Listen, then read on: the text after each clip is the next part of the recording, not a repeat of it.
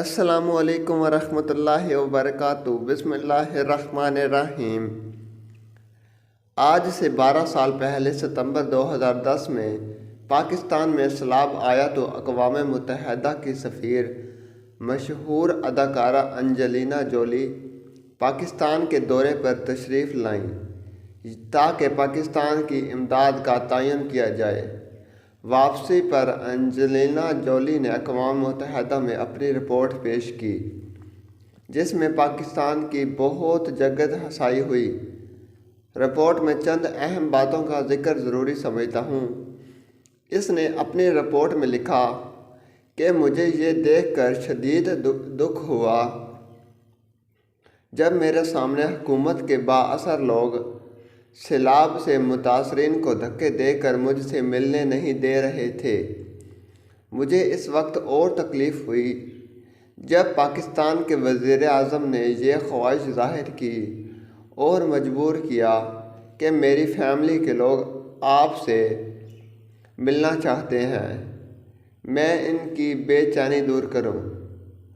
میرے انکار کے باوجود وزیر اعظم کی فیملی مجھ سے ملنے کے لیے ایک خصوصی طیارے میں اسلام آباد آئی اور میرے لیے قیمتی تحائف بھی لائی۔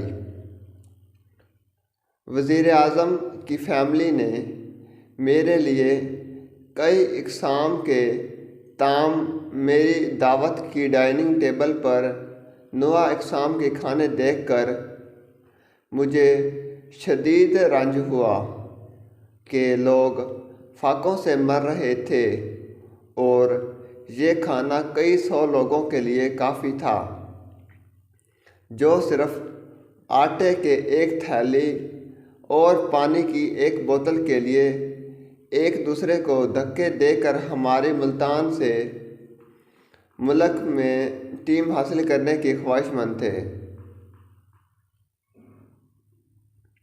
ویڈیو اچھی لگے تو چینل کو لائک کریں، سبسکرائب کریں، شیئر کریں تاکہ ہماری ہر ویڈیو آپ کے پاس بآسانی پہنچ سکے۔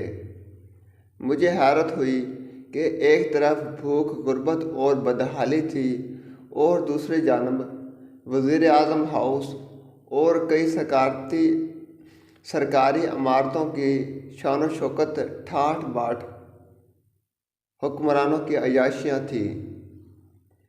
یورپ والوں کو حیران کرنے کے لیے کافی تھا۔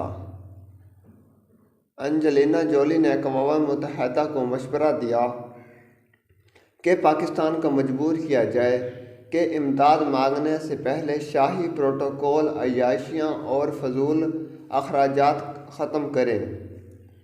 اس پورے دورے کے دوران انجلینا جولی پاکستان کے میڈیا اور فوٹو سیشن سے دور رہنا پسند کیا۔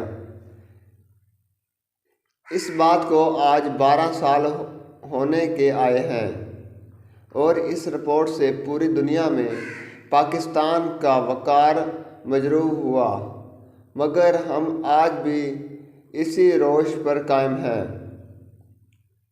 آج بھی وہی صورتحال ہے، ووٹر بھوکے مر رہے ہیں اور حکمرانوں کی عیاشیاں جاری و ساری ہیں۔ یہی حکمران رجیم چینج میں اربوں روپے کے عوض ضمیر خریدا کرتے ہیں، مگر ان کے پاس عوام کو دینے کے لیے ایک ڈھیلا بھی نہیں ہے۔